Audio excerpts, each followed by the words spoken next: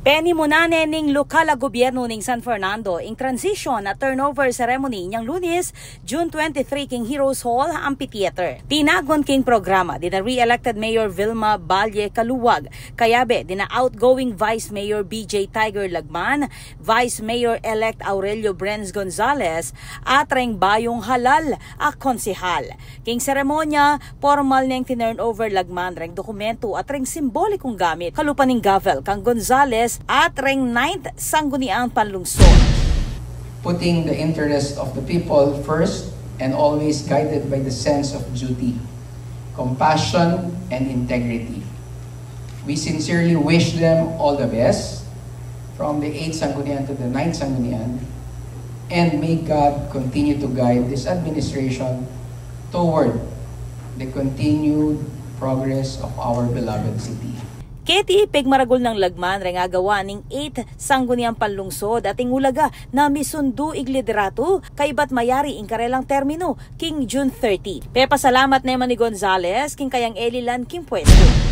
Sabi ko kang Vice Mayor BJ, he's one of my role models in kayang kababanlob, in kayang pamagkumbaba at pamakyabe kareng tao. Metong po kareng kana akong in-idolize. King kakatamo pong outgoing Vice Mayor BJ Lagman. Pakit na nomang Mayor Vilma Caluwag king publiko reng dokumento ning LGU may inventaryo at validate na ning DILG o Department of the Interior and Local Government kapamilatan ng City Local Government Operations Officer Alan Don Malonzo.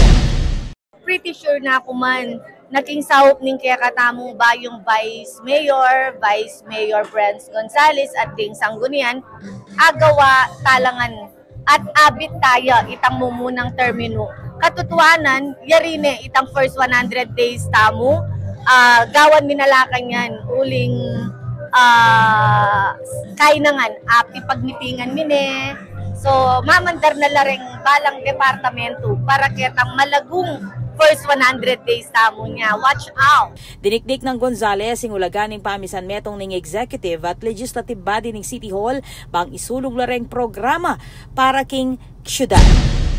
Despite of the recent turnouts na 12-0 po tayo, we will make sure that the Sanggunian, the legislative, is still an independent branch. We will still be the check and balance of our mayor. Of course, susuportahan po natin lahat ng mga magagandang programa.